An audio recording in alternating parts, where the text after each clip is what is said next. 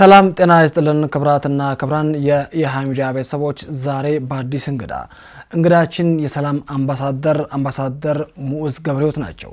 ከአምባሳደር ሙኡዝ ገብረሕይወት ጋራ ስለ ትግራይ ክልል በልዩነት ያለው ወቅታዊ ሁኔታ ምን ይመስላል፣ የህወሓትና የፕሬዝዳንት ጀነራል ታደሰ ወረደ ፍጥጫም ወዴት ሊያመራ ይችላል በሚል ልዩ ቆይታ እናደርጋለን።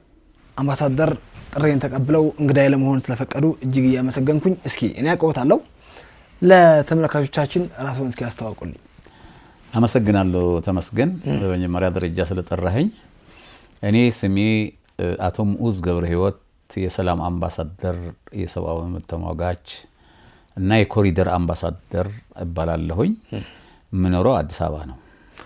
ጥሩ እንደ እስኪ የመጀመሪያ ጥያቄ እናድርገውና ሰሞኑን የህወሓት ማዕከላዊ ኮሚቴ በምርጫ ቦርዱ እውቅናው የተሰረዘው ማለት ነው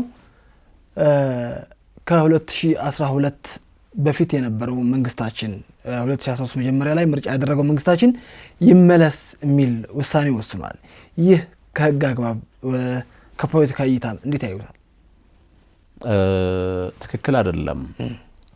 አንደኛው ከ2012 ያደረገው ምርጫ ህጋው አልነበረም፣ ፍቃድ የሌለው ነው።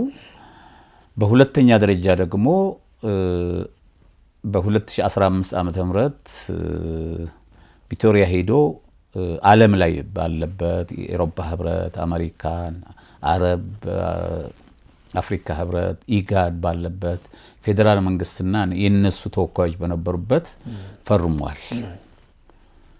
ያደረኩት ምርጫ ትክክል አይደለም ብሎ ፈርሞ እንዲሰረዝ እንዲበተን ተደርገዋል። ስለዚህ ህጋዊ ያልሆነ ነገር እንደገና በዓለም ላይ የተፈረመው ነገር ዓለም መሪዎች ባሉበት የተፈረመው ነገር ትክክል አልነበረም አይደለም። አሁን ደግሞ እንመልሳለን የሚሉ የምን እልህ እንደሆነ እኔ በጣም ነው የሚገርመው። የማይሆነው ነገር አንደኛ እነዚህ ሰዎች በዛ 2013 ከውጭ ሀገር መጥተው ጀነራሎች፣ ምሁራኖች፣ ጋዜጠኞች መጥተው ወደ ትግራይ ይሄዱ ነበር፣ ታስታውሳለህ? በአሁን ሰዓት ደግሞ ከትግራይ ጀነራሎችም ምሁራኖችም ወጣቶችም ጥሏቸው እየወጡ ነው ያሉት። ምን እንደፈለጉ በጣም ነው የሚገርምህና ትክክል ያልሆኑ ሰዎች ናቸው እነዚህ። ነቀርሳ ኢትዮጵያ፣ ነቀርሳ የትግራይ ነቀርሳ እንደመሆናቸው መጠን እነዚህ የሚናገሩትም አያውቁም፣ የሚሰሩትም አያውቁም፣ የሚወስኑትን የማያውቁ ሰዎች እንደመሆናቸው መጠን የተወሰነው ውሳኔ በጣም ወንጀል ነው የሚል ሀሳብ ነው ያለው። ጥሩ እንግዲህ ፕሬዝዳንቱም በቅርቡ በሰጡት ጋዜጣዊ መግለጫ ላይ እኔን በኃይል የሚያስነሳኝ ማንኛውም አካል የለም ይላሉ። ህወሓት ደግሞ በባህሪው ባለፈው በፕሬዝዳንት የቀድሞ ፕሬዝዳንት ጌታቸው ረዳ ላይ መፈንቅለ መንግስት በሚመስል ሁኔታ ከክልሉ እንዲባረሩ ተደርጓል። ጀነራሉ የአቶ ጌታቸው ረዳ እጣ ፈንታ ይደርሳቸው ይሆን? የባሰ ነው የሚደርስባቸው። የደረሰባቸው የሆነ ሚዲያዎች ላይ ተናግሬ ነበረ። አቶ ጌታቸው ረዳ እግዚአብሔር አውጥቷቸው በሰላም ወደ ኢትዮጵያ እናት ሀገራቸው መጥተዋል። ብዙ ፈተናዎች ነበሯቸው፣ ብዙ ጣጣዎች ነበሯቸው። ግን ወደ አገራቸው ወደ እናት ሀገራቸው የሚክሱበት ደረጃ እየደረሱ ያሉበት አሁንም ጥሩ ስራ እየሰሩ ያሉበት ሁኔታ ነው ያለው። ያኛው ጀነራል ግን አንደኛ በአቶ ጌታቸው መፈንቅለ ላይ እጅ ነበረባቸው ነው የሚባለው። እሳቸው እንዲነሱ ጀነራል ጻድቃንም አቶ ጌታቸው እንዲነሱ ከህወሓት ጋር የነበረው አሁን ህወሓት ያልሆነው እየሆኑ ብዙ ስራዎች እንደሰሩ ይነገራል። ማስረጃዎችም አሉን። ሌላው ጀነራሉ አቋማቸው አይታወቅም። አሁን ሳየው አንድ አመት ቁጭ ብለው ነበር። ትግራይ እኮ ለአንተም ለሳቸውም ለዶክተር ደብረጽዮንም ለእኔም አንድ ነው የምትደርሰን ይሰማናል። ምክንያቱም ቤተሰቦቻችን እዛ ነው ያሉት ኢትዮጵያውያንን። ግን እሳቸው እየሰሩ ምን እንደሰሩ በአንድ አመትም አላወቅኩም እኔ። እሳቸው ጥላቻ አይደለም፣ ነገር ግን ይደርሳቸው የሆነ የሚለውን ነገር እያየኸው ነው። ግን የጀመሩት ዛሬ አሁን እያየኸው ነበር አንተን እስከምታዘጋጅ ስቱዲዮና ሁለት ሰዎች እንዳባረሩ ካቢኔው አይቻለሁኝ አሁን። ስለዚህ ይሄ ጅማሮ ከተጀመረ የትግራይ ህዝብ አንደኛ ጦርነት አይፈልግም፣ ግርግር አይፈልግም፣ ሰላም ነው የሚፈልገው፣ ለውጥ ነው የሚፈልገው። እንደናንተ ወጣቶች እንዲይዙት ቦታው ነው የሚፈልገው። የ90 ዓመት የ80 ዓመት ሽማግሌዎች እንዲይዙት ስልጣኑ አይፈለግም። ስለማይፈለግ አሁን ጥሩ ጅመራ የጀመሩ ይመስለኛል። ግን ከፈተናው ከአቶ ጌታቸው እንደጠየቀኝ አቶ ጌታቸው እኮ ለእግረ መንገድ ልንገርህና በትግራይ ሚዲያዎች እንዲስፋፉ፣ ዲሞክራሲ እንዲስፋፋ፣ መጽሔት እንዲታተሙ፣ ሰው እንዲናገር ብዙ ነገሮች ከሺዎች ከ2000 በላይ እኮ ሚዲያዎች አሉ፣ ማህበራዊ ሚዲያዎች አሉ በትግራይ። በማን ጊዜ ነው? በአቶ ጌታቸው ጊዜ ነው። ይሄን ሰውዬ ግን ምንም ያልሰሩ ሰው አሁን የባሰ እየደረሰባቸው ነው ያለው። አሁን ተከበው ነው ያሉት። ተከበው ማለት እኔ አልወርድም ይላሉ። እነሱ ደግሞ ውረድ የሚል ውሳኔ በተዋጊዎችም በሽፍቶችም በፓርቲ የነበረው ህወሓት የሚባል የነበረው አሁን ሽፍታ የሆነው ይውረድ የሚል ወስነዋል። አሁን ደግሞ ትላንትና ከትላንትና ወዲያም ሰብስበው በትልቁ አዳራሽ ብዙ ውሳኔዎች አሳልፈዋል። እሳቸው ደግሞ 2 ጊዜ 3 ጊዜ እየፎከሩ ነው ያሉት። አልወርድም እኔ በምንም አይነት እያሉ ነው ያሉት እና እኔ በውስጣቸው ሁለቱ ምን እንዳለ በመካከላቸው አንዳንዴ ደግሞ ድራማ ይመስለኛል እንደዚህ በል እየተባሉ ይመስለኛልና የባሰ ከአቶ ጌታቸው እንደሚደርስባቸው እርግጠኛ ነኝ። አንዳንድ አካላት ህወሓት ይህንን ውሳኔ ለመወሰን ድፍረት የሰጠው የሻዕቢያና የግብፅ አይዞባይነት ነው የሚሉ አሉ። ህወሓት አሁንም ከሻዕቢያ ጋርና ከግብፅ ጋር እየሰራ ነው ያምናሉ? አዎ እየሰራ ነው ያለው። ብዙ እኛም አስተላልፈናል። ብዙ ስራ እየሰራ ነው ያለው። ለምሳሌ ከትላንትና ወዲያ በሱዳን ከአሜሪካን ከተለያዩ ቦታዎች የተወከሉ ማለት የሚኖር ኢትዮጵያውያን ማለት ነው ኤርትራውያን ከዛም ከአማራ የተወከሉም ከተለያዩ ቦታ የተወከሉ በሱዳን የጽምዶ አድርገው ነበረ። አይሆንላቸውም። ግን ኢትዮጵያ መንግስት ያያቸዋል። በአሁን ሰዓት በቀላል ነው የሚታየውና እኛም እያየናቸው ነው ያለነው። እንዳልከው ድፍረታቸው ሞኝነት ነው። ድፍረት አይደለም እኮ ይሄ ድንቁርና ነው የሚለው እኔ ድፍረት አይደለም። ሻዕቢያ ምንም የሚያደርግባቸው የሚያግዛቸው ነገር የለም። አቅምም የለው፣ እነሱም አቅም የላቸውም። ሱዳን እኛ ድሮ ወዳጃችን ነበረች። ግን ድሮ ድርቡሽ ለአፄ አባታ አያታችን አፄ ዮሐንስን አንገት የቆረጠ ሱዳን ነው። ግብፅ ደግሞ ጥንት ጠላታችን ነች። 16 ጊዜ መጥታ ተደቁሳ ተሰባብራ የተመለሰች ነች እና እነዚህ አካሎች ከህወሓት የነበረው አሁን ሽፍታ የሆነው ጋር እየደገፉ እየተናገርን ነበር። አይተው እንደሆነ እኔ በሚሰጣቸው እንትኖች ብዙ መሳሪያዎች እየመጡ ነው። ብዙ መኪኖች እየሄዱ ነው። ከ55 ከ60 መኪና ሄደው ጭነው እየመጡ ነው። ወደ ትግራይ በረሃዎች እያስገቡ ነው የሚል ነበርና ይሄን ሲያዩ በዛው ወደ ምጽዋ ሲሄዱ ወይ ደግሞ በአየር ኤርትራ አንድ አየር ነው ያለቻቸው አውሮፕላን ነው ያላቸው ኤርትራ በሷ ወደ ዱባይ ምናምን እየሄዱ ነው። ወርቆችም እያሰሹ እንደሆነ እናውቃለን። ነገር ግን ይሄ እነሱም የሚያዋጣቸው አይደለም በምንም አይነት። ተመስገን ከኢትዮጵያ ነው የሚያዋጣቸው። ኢትዮጵያ እኮ ዋናዋ አክሱም ከአረብ ደግሞ ከሙስሊም አገር ኢትዮጵያ ሂዱ ያሉት ነጋሽ ትልቅ ታሪክ ያለው አለን። አክሱም አለን። በየዞኑ በየአውራጃዎቹ ታሪካዊ የሆነ ባህልና ሃይማኖት ያለባት ትግራይን ለማቋሸሽ የሚያደርጉት ነገር እንጂ ድፍረት የሚሰጧቸው እነሱ አይደለም። ይሄ ግን እብደት ነው፣ ማበድ የሚለውን ነገር ነው። ምክንያቱም የሚያግዛቸው ነገር የለም። አሁን ቅድም እንዳልኩ ድሮ ከሌላም አገር ሊዋጋለሁ እያለ 2013 12 እየሄደ ነበር። አሁን ደግሞ ወጣቱ እየጠፋ ነው። ጀነራሉ እየመጡ ነው ያሉት። ጀነራሎች ተዋጊ የሚባሉ ምሁሩም እየመጣ ነው ያለው። ለምሳሌ አቶ ጌታቸው የመሰለ ከነሱ ጋር ተለይቶ ወደዚህ መምጣት እኮ ለነሱ ውርደት እኮ ነው። ጀነራሎች መምጣት እኮ ውርደት ነው። ስለዚህ ይሄንን እብደት ነው የሚለው እንጂ በእነዚህ በሱዳን በግብፅ በኤርትራ ለነሱ ተደግፈው ኢትዮጵያን የሚያጠቃ ማንም ሰው የለም። ስለዚህ ዝም ብሎ እብደት የውሻ ያበደው ውሻ አይነት ነው የሚለው እኔ። እንግዲህ ጥሩ አሁን ትግራይ ወጣቶቿ ወደ ጎረቤት ሀገራት ወደ ጎረቤት ክልሎች ማለትም ወደ አዲስ አበባ ወደ አማራ ክልል ወደ ተለያዩ ቦታዎች እየመጡ ነው። ትግራይ ወጣት አልባ የሆነች ነው። ስለዚህ የትግራይ ወጣት አገሩ ጥሎ መውጣት የተወለደበትን ቀዬ ጥሎ መውጣት መፍትሄ ይሆናል ወይ? እስኪ የተሻለ መፍትሄ የሚሉት እርስዎ ምንድን ነው? እኔ የተሻለ መፍትሄ የሚለው ወደ ኢትዮጵያ መምጣታቸው ወደ አገራቸው መምጣታቸው አገራቸው ነው፣ ምንም ችግር የለውም። ሲመጡ ግን ወደ ሌላ አይሄዱም። ከሚገርምህ ወደ አረብ ሀገር ሄደው እየሞቱ ነው ያሉት። እንዳየኸው ብዙ ነገር በተለይ ሳምንት የሰማነው ነገር አለ። ነገር ግን ወደ አዲስ አበባ መምጣታቸው ሌላ ቦታ አይሄዱም እኮ ከሚገርምህ በአፋር አድርገው አዲስ አበባ ነው የሚመጡት። ወደ ኤርትራ አይሄዱም፣ ወደ ሌላም አገር አይሄዱም፣ ወደ አማራም አይሄዱም። አማራ ወንድሞቻችን ናቸው ግን አይሄዱም ወደዛ። ምክንያቱም የተመቻቸ ነገር ስለሌለ ወደ አዲስ አበባ ነው የሚመጡት። አዲስ አበባ ሲመጡ መፍትሄው አንተም ወጣት ነህ፣ ምሁር ነህ፣ ጋዜጠኛ ነህ። እንዳንተ አይነት ወጣቶች ነው እየመጡ ያሉ። ወጣት ብቻ አይደለም ሽማግሌም እየሸሸ ነው ያለው። አንድ አክስቴ ትላንትና 5 ልጆች ይዘው መጥተው አዲስ አበባ መጥቻለሁ አሉ።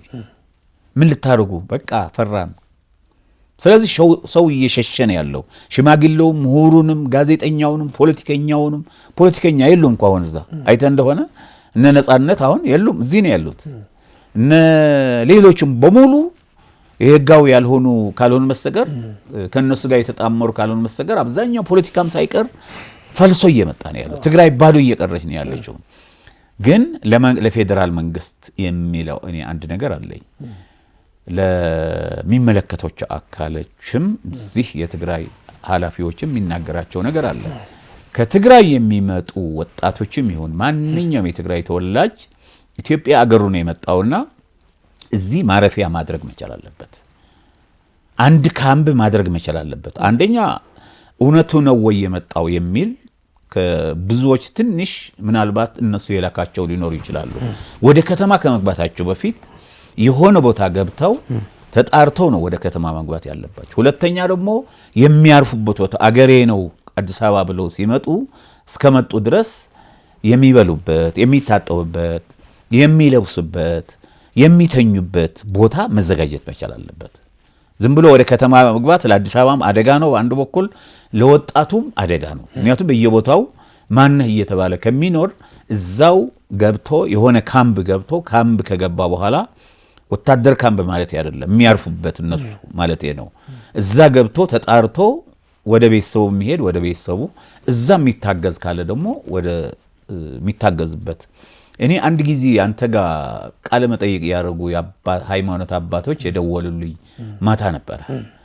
እኔ አገሬ ብዬ መጣሁኝ፣ ከዛ ከአፋር ነው የመጣሁት አሉኝ። ከዛ በተክሲያን ነው ያለሁት። ለምን የሚያድረው የሚበላበት አጥቼ። ከዛ መሆን የለበትም። አምኖ እስከመጣ መንግስቱን ፌዴራል መንግስቱን አምኖ እስከመጣ ድረስ ማቆያ ማረፊያ ማግኘት መቻል አለበት። ያ አባት ታውቃቸዋለህ አንተና በጣም ነው ያዘንኩት። ያሉበት ቦታ ሩቅ ስለነበረ መሄድ አልቻልኩም፣ ግን ይቻልኩበትን ነገር አድርጌ ያለሁኝና ተመስገን። ይሄን መደረግ መቻላል። መፍትሄው አንዱ አዲስ አበባ ይሄ ነው።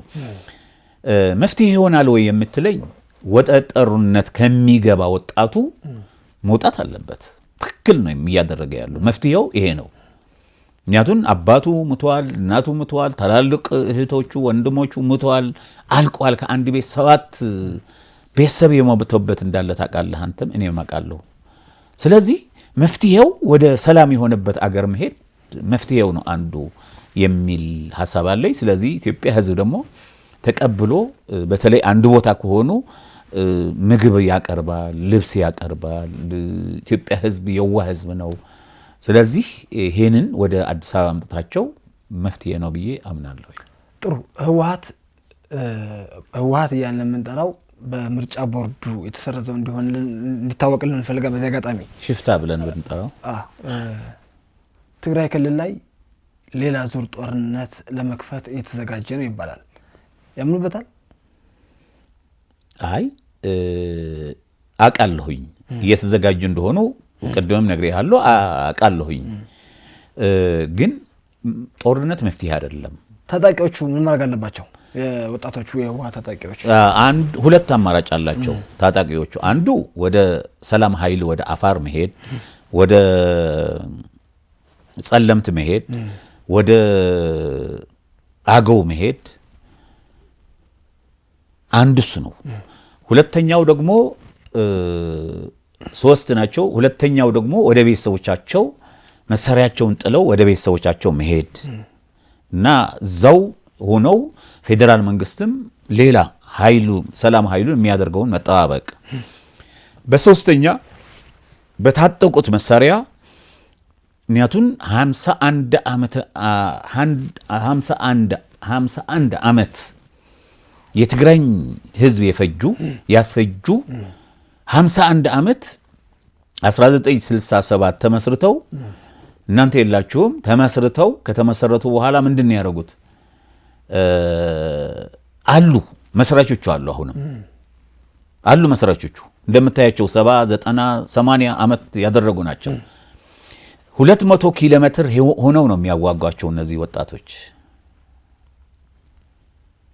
ስለዚህ ይሄንን ሶስተኛ ያልኩን እነዚህ በደም የታጠቡ በደም የጨቀዩ ኃላፊዎቻቸው የተባሉ መሪዎች የሽፍታ መሪዎች የተባሉ በእነሱ ላይ እርምጃ መውሰድ። አራተኛ ከመሆኑ በፊት አስሮ ለህግ ማቅረብ። 4 አማራጭ አላቸው። አሁን እዛ ያሉ የታጠቁ ሽፍቶች እንበላቸው ወጣቶች ናቸው እንዳንተ። ሌላው እነዛ ማድረግ ያለባቸው ከዛ በፊት እነዚህ ይሄን የሚመሩ ሰዎች በተዋጊም አመራር ያሉ ሰዎች ኢትዮጵያን ምጥምጥ አድርገው ኢትዮጵያን ወግተው ኢትዮጵያን አቁስለው የሄዱ የፖለቲካና የተዋጊ አመራሮች ለናንተ የመሳሰሉ ወጣቶች ስልጣን ማስረከብ መቻል አለባቸው። ይሄ ነው መፍትሄው። ስልጣን አስረክበው እንኩ ብለው በጎን አይደለም ለዘመዱ ለአጎቱ ለምናምን አይደለም መስጠት ያለበት። በይፋ ፖለቲካ ፓርቲዎች ከ20 በላይ ያሉ ምሁራኖች አላችሁ። እኛ ማማከር እንጂ ወደ ስልጣን አይደለም እንፈልገው። እኔ አሁን ስልጣን አይደለም እንፈልገው። ፈልገም በ8 ወሩም አልሄድኩም። በሌላ ጊዜም አልፈልግም። ተምሬያለሁ፣ በቂ ትምህርት አለኝ፣ ግን አልፈልግም። ስለዚህ እናንተን የመሳሰላችሁ ወጣቶች አንተ ለምሳሌው የሚዲያ ኃላፊ ሆነ መሄድ ይችላል። የኮሙኒኬሽን ኃላፊ ሆነ መሄድ ይችላል። መሪ ሆነ መሄድ ይችላል።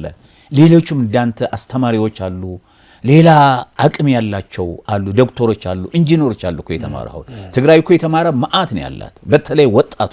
ስለዚህ እነዚህ ለስልጣን ካላስረከቡ ስልጣናቸው ለወጣቱ ካላስረከቡ እነዚህ የታጠቁ ሰዎች እርምጃ በእነሱ ላይ መውሰድ አለባቸው የሚል ሐሳብ ነው ያለኝ። ጥሩ። የሰላም አምባሳደር፣ አሁን በፕሬዝዳንት ጄኔራል ታደሰ ወረደና በህወሓት አመራሮች ያለው ፍጥጫ መጨረሻው ምን የሚሆን ይመስልዎታል? ሁለት ነገር ነው ያለው። አንዱ ምናልባት ሊጫወቱባቸው ይችላሉ ፕሬዝዳንቱ አሁን እንደሚባለው። ከዛ እንሰማለን፣ በየደቂቃ ነው የሚደወለው ምንድነው? አይ ሰውየው ዝም ብለው ይሄ አሁን ያሉት ካቢኔ የድሮ የ2012 የተመረጠው ያስቀምጡና ጀነራሉ ወይ ፕሬዝዳንቱ እዛው ላይ ቁጭ አድርገው ልክ ያንሳፏቸዋል ነው አንዱ። ይሄም ቀበለዋለሁ። ሁለተኛው ጀነራሉ የጦር መሪ ናቸው እኮ የዛ ጦር ሳይሆን የሽፍታው መሪ ናቸው። የአካባቢ ያለው የታጠቀው ኃይል መሪም ናቸው እኮ ፕሬዝዳንትም ናቸው። የዛ መሪ እስከሆኑ ድረስ አሁን ቅድም ነግሬሃለሁ፣ 2 ሰዎች አባረዋል። በደብዳቤያቸው ራሳቸው ያሉበት ነው ያባረሩት፣ በራሳቸው ፊርማ ነው። እና ቅድም አሁን እያየሁኝ ነበርና እንደዛ አድርጎ ይሄ ካቢኔውን የራሳቸው ካቢኔ ማቋቋም መቻል አለባቸው። በራሳቸው ካቢኔ ራሳቸው የሚያምኑት በተለይ ከፖለቲካ ፓርቲዎች ከወጣቶች ከእናንተ ወጣቶች ይሄንን ጨክነው እርምጃ ከወሰዱ ይቀጥሉበታል። ፌዴራል መንግስት እኮ ህወሓት ያቀረበለት ነው። ከዚህ በፊት ታውቃለህ፣ ተመስገን ታውቃለህ፣ አቶ ጌታቸው ረዳ ያሉ እኮ ጠርቷቸው ክቡር ጠቅላይ ሚኒስትራችንና ሚኒስትሮቻቸው ጠርተው አቶ ጌታቸው በዚህ ያሉ፣ አቶ ታደሰ በዚህ ያሉ፣ አቶ ደብረጽዮን በዚህ ያሉ፣ አቶ እንትና በዚህ ያሉ ምናምኖች አሉ። የኛ ሚኒስትሮች ደግሞ ኢትዮጵያውያን ሚኒስትሮች ደግሞ አሉ። ከዛ ምንድነው ያሉት ዶክተር ደብረጽዮን ይሄ ሰውዬ ካላወረድክልኝ አልሄድም ወደ መቀሌ ከዚህ ቤትም አልወጣም ከጠቅላይ ሚኒስትር ጽሕፈት ቤት ማን ነው የሚሆነው ታደሰ ይዤው መጥቻለሁ ታደሰ ወረደ አድርግልኝ እኔ ያሉት ታደሰ ወረደ ካላረክልኝ ከዚህ ቢሮ አልወጣም ያሉ ሰው ናቸው እኮ ያሉ በሙሉ የነበሩ ሰዎች የወያኔ የሚባለው ድሮ የነበሩ ዛው የነበሩ ዘራ ናቸው ከዛ ተመለሱ ማነው አቶ ጌታቸው እንደምንም ብለው ፈንቅለው ምን አድርገው ማህተም ተረክበው ይሄ ታጥቀው ኃይል ተረከበ ምን አረገ ከዛ እግዚአብሔር አወጣቸውና አቶ ጌታቸው ሲመጡ ከዛ በሉ ላኩ ተባሉ ከጠቅላይ ሚኒስትር ላኩ ተባሉና በደብዳቤ ግጥም አርገው ጀነራል ታደሰ ወረደ ይሁንልን ፕሬዝዳንት ብለው ላኩ በደብዳቤ ነው ማስረጃ አለ ይሄ ስለዚህ አሁን ደግሞ ከተወሰነ ጊዜ በኋላ አይሆንልን ይሄ ሰውዬ አይሆንም አሉ ምንድነው የሚፈልጓት እቺ ቦታ እነሱ እንዲይዟት ፕሬዝዳንት እንዲሆኑ ነው ይሄ ደግሞ አይሆንም ምክንያቱም ትግራይ የኢትዮጵያ አካል ነች እንጂ የኤርትራ አካል አይደለችም ኤርትራዊት አይደለችም ትግራይ ኢትዮጵያዊት ነች ለዚህ እኮ ነው አንተ የምትኮራው እኔም የምኮራው ኢትዮጵያውያን ነን እኛ ስለዚህ አቶ ማን ነው ጀነራል ታደሰ እርምጃ ከወሰዱ ሰላም ይሆናል እርግጠኛ ነኝ ለውጥ ኃይልን ያለው ህዝቡ ለውጥ ፈላጊ ወጣት አለ ሽማግሌ አለ እናቶች አሉ ህዝቡ እምቢ ያላቸው ነው ወደ ጦርነት ተሰለፍ ሲሉት እምቢ ያላቸው ነው ያለው አንሰለፍም እያሉ ነው ገፎ ሲወስድ እንኳን አምልጦ ይመለሳል አፍሶ ሲወስድ ተመልሶ ነው የሚመጣው ወደ ኤርትራ ወደ ሳዋ ጀምሮ ሁሉ ነበር አፍሰው ለመውሰድ ከዛ ሁሉ እየጠፋ ያበረሃ እየመጣ ነው ያለው አግቤ የነበረው ከሚገርም ተመስገን አግቤ የነበረው ማሰልጠኛ ሌላ ቦታም የነበረ ማሰልጠኛ አንስተውታል ታርጌት ስለሆነ ሌላ ቦታ ወስደውታል ወደ ምዕራብ ትግራይ ምናምን የሚሉትን ማለት ወደ ሽራ አካባቢ ወደ ወርዓ አካባቢ ወስደውታል በዚህ ቅርብ ጊዜ ነው የምነግርህ ስለዚህ ይሄንን የማን ጠንካሬነት ይፈልጋል እንትን ክስታይ ምናምን ሳይሆን ጠንካራ የሆነ የጀነራሉ የፕሬዝዳንቱ ውሳኔ ያስፈልጋል እዛ ያሉ ሁለት ቦታ ይረገጡ አሉ ከሳቸው ከፕሬዝዳንት ምክትል ይሆናሉ በህዋህት ወይ ደግሞ በሽፍታው ደግሞ ምክትል ይሆኑ ሰዎች አሉ አሁን ደግሞ 4 ነው 5 6 የሚሆኑ አይን ሆነው አንፈልግም ይሄ ውሳኔ 2012 አይመለስም ብለው ደግሞ የሚታገሉ ማዕከላዊ ኮሚቴ ስራ አስፈጻሚ አሉ ህዝቡ አለ ወጣቶች አላችሁ እናንተ ስለዚህ የሳቸው ደፋርነት ቆራጥነት ካለ የትግራይ ህዝብ ያግዛቸዋል ስለዚህ ቆራጥነት የሳቸው ያስፈልጋል ነው ጥሩ በመጨረሻ ካለን ሰዓት አንፃርም ፌደራል መንግስቱ ይሄ ሁሉ ሲሆን ከሱ የሚጠበቀው ምን ማድረግ አለበት የሚል ሐሳብ አለውት ያለብኝ አንደኛ ፌደራል መንግስት ወሰናችን ማስከበር አለበት ፌደራል መንግስት እና እኛ ሆነን ሁላችን ኢትዮጵያ ህዝብን ሆነን ወሰናችን መከበር አለበት ምክንያቱም ከዛላምበሳ ጾረና መረብ ባድመ እነዚህ ክፍት ናቸው በዚህ ደግሞ ሻዕቢያ እየፈነጨ ነው ያለው መውጫ መግቢያ ወደ ሌላም እየሆነ ነው ያለው ስለዚህ መጀመሪያ እነሱ በተቻለ መጠን ወደ ማን ነው ድንበራችን መከበር መቻል አለበት መከላከያ ሰራዊት መግባት መቻል አለበት አንዱ እሱ ነው መጀመሪያ ይሄ መሆን አለበት ሁለተኛ ደረጃ የክልሉ ፕሬዝዳንት ይላል ህገ መንግስቱ የክልሉ ፕሬዝዳንት ይግባልኝ ካለ መከላከያ ሰራዊት መግባት ይችላል ይላል መከላከያ ሰራዊት ብቻ አይደለም ይገባው እኛንም መግባት አለበት እዚህ ያሉ 20 ምናምን ፓርት 10 ምናምን ፓርት ተሰልፎ ከመከላከያ ሰራዊት ጎን ሆኖ መግባት መቻል አለበት ስለዚህ አማራጩ ወደ ትግራይ ገብቶ ማረጋጋት ያስፈልጋል ትግራይ ገብቶ የመጨረሻው መግባት አለበት ነው ዳርዳር እየተነገረ ያለው ቢገባልን ምናምን መግባት አለበት መከላከያ ሰራዊታችን ፌደራል ፖሊሳችን መግባት መቻል አለበት ህግ ማስከበር መቻል አለበት ኢትዮጵያ ነች ትግራይ ማድረግ መቻል አለበት ስለዚህ ሁላችን ከጎን ሆነን እኔ በዚህ እድሜ መሄድ ይችላል አንተ የመራህ መሄድ ይችላል ስለዚህ ሌላውም እዚህ ሆኖ ከምንጫጫ እኛ እዛ ሄደን ዳር ድንበራችን አስከብረን ህዝባችን እየተገደለ ያለው እየተበዘበዘ ያለው ልጁ እየተገደለ ያለው አባቱ እየታሰረ ያለው ምኑ ችግር ያለበት ትግራይ ያለበት ሁኔታ ለማረጋጋት ሁላችን መስራት መቻል አለብን። ፌደራል መንግስት ይሄን አቀናጅቶ መግባት መቻል አለበት። አንዱ እሱ ነው። ሁለተኛው ለትግራይ ወጣቶች ነው የሚያስተላልፈው መልእክት። ትግራይ ወጣቶች ይሄ ጦርነት የሚመጣው ጦርነት የናንተ አይደለም፣ የኛ አይደለም፣ የትግራይ ተወላጆች አይደለም። የ20 እና 30 የሚሆኑ የወያኔ ሽፍቶች መሪ ነው ይሄ ጦርነት። ስለዚህ የኛ ስላልሆነ ምንም ነገር አባቶች፣ እናቶች፣ ወጣቶች ተሳትፎ በዚህ ላይ ማድረግ የለባቸውም። ሰላም እንድትሆን ትግራይ ያለው በትግራይ ያለው መሳሪያ ተለቅሞ ወደ ፌደራል መንግስት መግባት መቻል አለበት። አንዱ እሱ ነው። ሌላው በትግራይ የሚያስፈልገው ፌደራል ፖሊስ፣ የክልሉ ፖሊስ፣ ህገ መንግስቱ የሚለው ይሄ ነው። ፌደራል መከላከያ ሰራዊት ነው መኖር ያለበት እንጂ ይሄ በየቦታው የታጠቀው መፍታት መቻል አለበት። ይሄ ከሆነ ነው ሰላም እናገኘው ኢትዮጵያውያን እና ትግራይ የምታገኘው። ስለዚህ በዚህ ላይ ምሁራኖች አስተዋጽኦ ማድረግ አለባቸው። ጋዜጠኞች እንዳንተ ለምሳሌው ጓደኛው ምናምን እየጠራ ምናምን ሳይሆን ኢትዮጵያዊ ነኝ የሚለው የትግራይ ተወላጅ አምኖ በዚህ ላይ ትልቅ አስተዋጽኦ ማድረግ አለበት። ምሁሩ፣ ነጋዴው፣ ምኑ ማስተካከል መቻል አለበት። ሌላው ደግሞ የመጨረሻ የምናገር እዚህ ያለ ነው የትግራይ ተወላጅ የመንግስት ሰራተኞች፣ በተለይ የመንግስት ሰራተኞች እና ሌሎች በዚህ ኢትዮጵያዊነታችን አምነን ትግራይ ሰላም እንድትሆን ማድረግ ያለብን እንጂ ወደ ጦርነት እንድትገባ የሚገፋፋ የትግራይ ተወላጅ ይሁን ኢትዮጵያዊ ይሄ መኖር የለበትም። ስለዚህ ኢትዮጵያ ህዝብ ከጎናችን ያለው፣ መንግስት ከጎናችን ያለው፣ መከላከያ ከጎና ጀግና መከላከያ ያለን ያሉበትን ዋሻ የሚያሳይ ለምሳሌ አንድ ነገር እንገረ የኢራን ይላሉ እነሱ የነሱ አቃጣሪ ያሉ እዛ ውጭ ያሉ የነሱ ሚዲያዎች እንደ ኢራን ነው ምን ሆነው ይላሉ። ኢራን ለ80 ኪሎ ሜትር ዋሻ ያለበት አየር ማስቀመጫ ህዝብ የሚያድን 200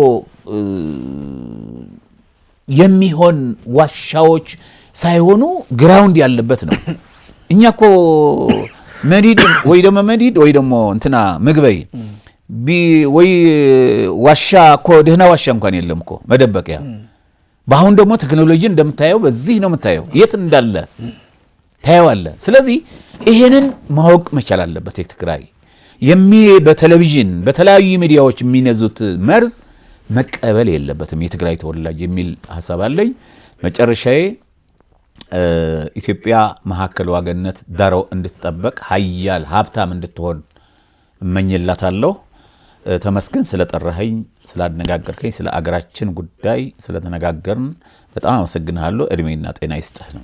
እናመሰግናለን። እኛም ኢትዮጵያ ዳር ድንበሯ ተጠብቆ ሰላሟ ተጠብቆ እንዲቀጥል እንፈልጋለን። የሚዲያችንን አቋም ነው። ክብራትና ክብራን አድማጭ ተመልካቾቻችን የሃ ሚዲያን ሰብስክራይብ ያደረጋችሁ ላይክ፣ ሼር፣ ኮሜንት ሰብስክራይብ በማድረግ የሚዲያችን ድጋፍ ያረጋግጡ።